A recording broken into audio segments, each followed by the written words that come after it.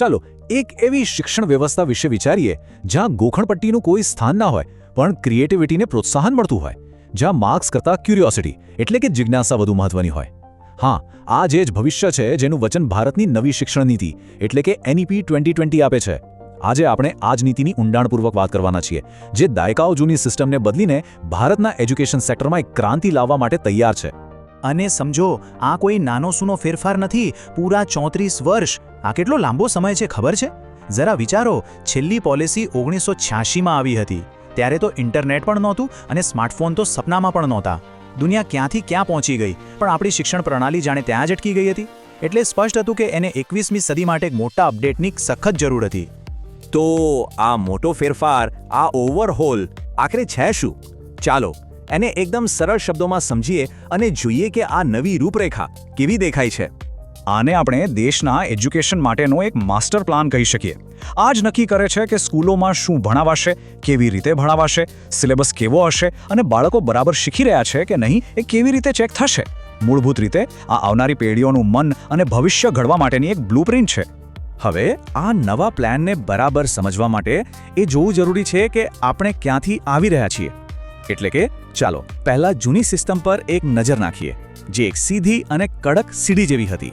મોટાભાગના લોકો 10+2 સિસ્ટમથી પરિચિત જ હશે. આપણે બધા આ જ સિસ્ટમમાં ભણ્યા છીએ, ખરું ને?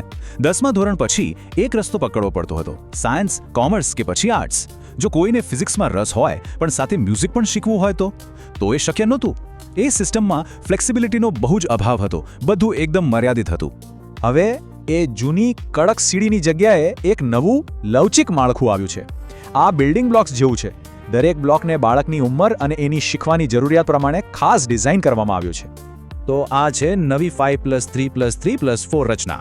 3 યર્સની ઉંમરથી શરૂ કરીને 18 વર્ષ સુધીની સંપૂર્ણ શૈક્ષણિક સફર.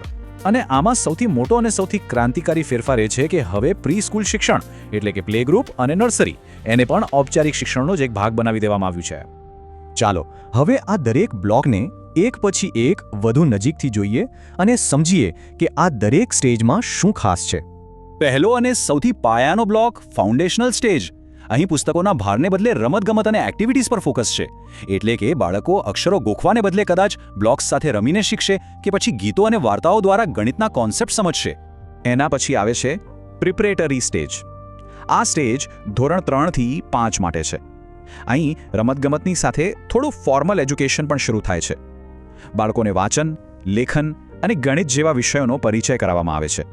પણ અહીં પણ ધ્યાન, પ્રયોગો અને જાતે કરીને શીખવા પર વધુ રહેશે. ત્રીજો બ્લોક છે મિડલ સ્ટેજ, જે ધોરણ 6 થી 8ને આવરી લે છે. તો અહીં નવું શું છે? આ સ્ટેજમાં વિદ્યાર્થીઓને દરેક વિષય માટે એક્સપર્ટ ટીચર્સ મળે છે અને તેમને વિજ્ઞાન, ગણિત અને સામાજિક વિજ્ઞાન જેવા વિષયોના ઊંડાણપૂર્વકના કોન્સેપ્ટ શીખવવામાં આવે છે. અને છેલ્લો અને સૌથી મહત્વનો બ્લોક સેકન્ડરી સ્ટેજ. અને આ ખરેખર એક ગેમ ચેન્જર છે. અહીં સાયન્સ, કોમર્સ અને આર્ટ્સ જેવી કડક દિવાલો તોડી નાખવામાં આવી છે. હવે વિદ્યાર્થીઓ પોતાની પસંદ અને રુચિ પ્રમાણે વિષયોની પસંદગી કરી શકશે.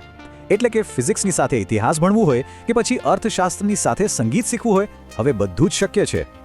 તો આપણે આ નવી રચના તો જોઈ, 5+3+3+4નું આખું માળખું સમજ્યા. પણ સવાલ એ છે કે આટલા મોટા ફેરફાર પાછળનો મુખ્ય હેતુ શું છે?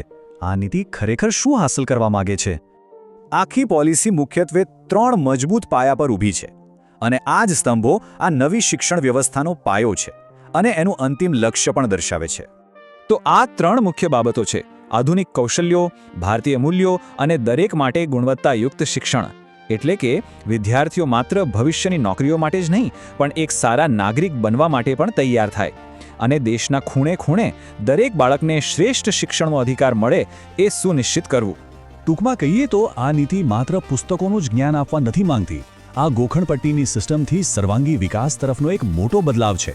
આનો હેતુ એવા યુવાનો તૈયાર કરવાનો છે જેઓ વિચારી શકે, સવાલો પૂછી શકે અને સમસ્યાઓનો ઉકેલ જાતે લાવી શકે. રાષ્ટ્રીય શિક્ષણ નીતિ 2020 કાગળ પર તો ખૂબ જ પ્રભાવશાળી અને મહત્વાકાંક્ષી લાગે છે અને એક ઉજ્જવળ ભવિષ્યનું વચન પણ આપે છે.